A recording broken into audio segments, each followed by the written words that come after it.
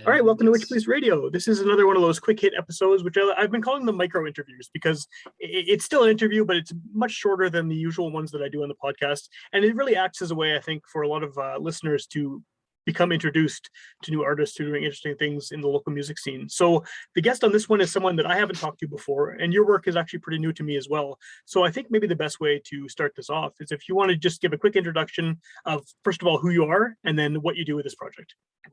yeah, sure. So first of all, Sam, thanks for having me on the podcast. It's great to be among so many great artists. My name is Fred Warner. I am a jazz bassist, which is a Okay. new designation for me, actually. But we'll get into that. Sure. Yeah. So yeah, I'm a jazz bassist. I compose songs, and I have a newly formed band now called Freddy the Fire Nation. And we play loosely jazz music, more accurately improvisatory music, Okay.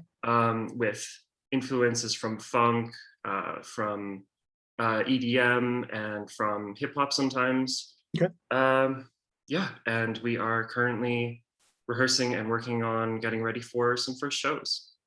Now that shows are starting to happen again, so the timing's not so bad, right? Yes. And what I know, like you said, it's jazz based, but there's all these other genres that are involved.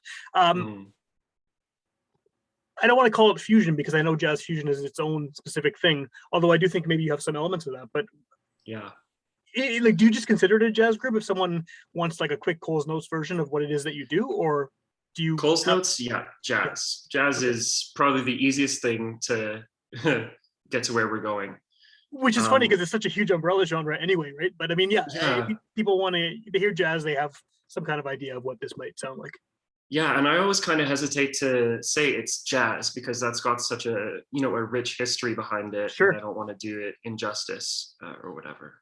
So Yeah, as you mentioned right off the top that you're a jazz bassist, but from reading some of the information about your stuff and listening to the song "The Trumpet" is a very prominent part of what you're doing here. So Mhm. what's the story behind that? How are you bass when I assumed you were a trumpet player, and Yeah. you still are, I guess, but maybe just Mhm. explain that a little bit. For sure. So I recently finished up last year my classical trumpet degree. Oh, I cool. guess it'd be a general music degree, but a heavy focus on classical trumpet. And so that's really my background, is in classical music. Actually, first on classical violin for many years, until I switched to trumpet. Okay. So I've gotten a lot of, I guess, tonal influence from classical music. I feel like I think and write in a very classical mindset. Okay. But the reason I switched to bass is because right after I graduated, I realized that I had this problem in my left ear, where whenever I would play the trumpet, the sound would be conducted through the bones in my body. It would like resonate. Oh, wow. That's what brass instruments do. Um, and I guess there's something weird with the pressure in my ear, so it gives it tinnitus. Long story short. Okay, that So sucks. Yeah, that's especially as a trumpet player. That's terrible. yeah, and it's kind of something I don't know how to protect against. Earplugs don't really do the Yeah. trick in that scenario. So I was like, well, it's lockdown. I've got nothing to do because school is done.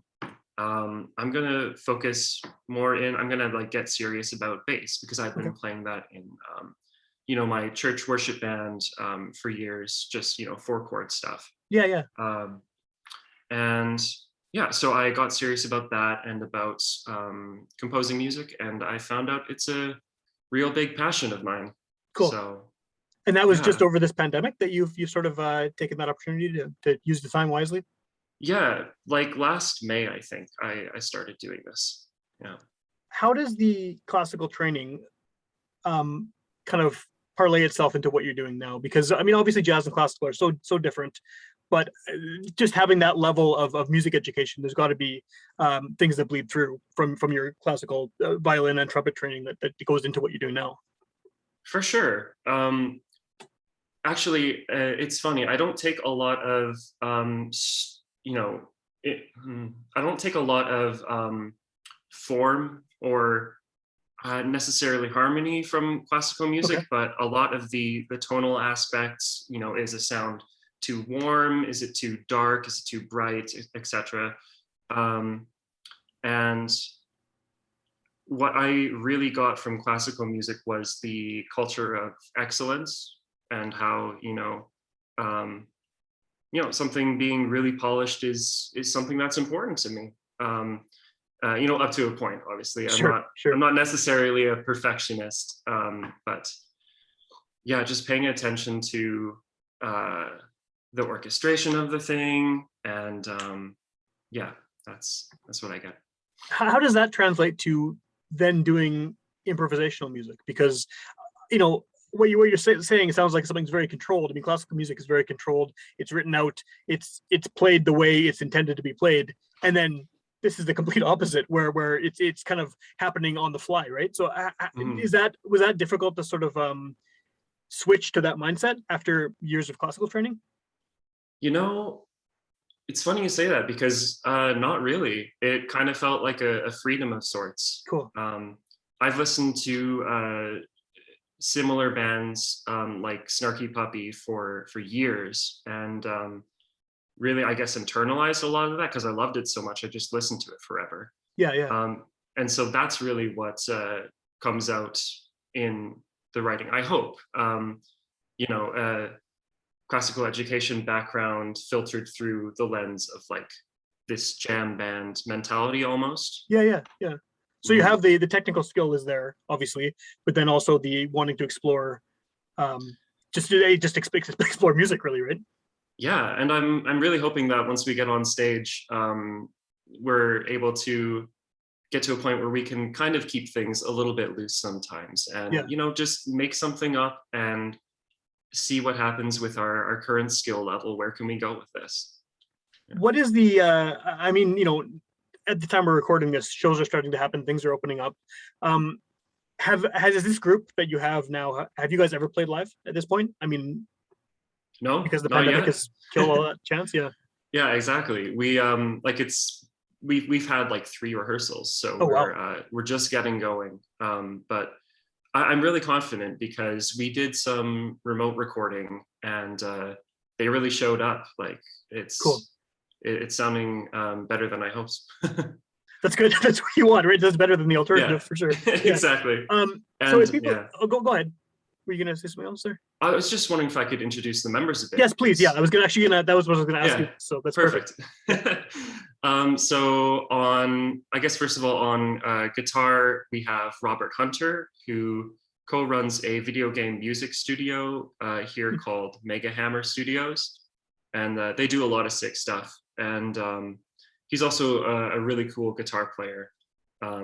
Plays some stuff that I can't comprehend, and it's amazing.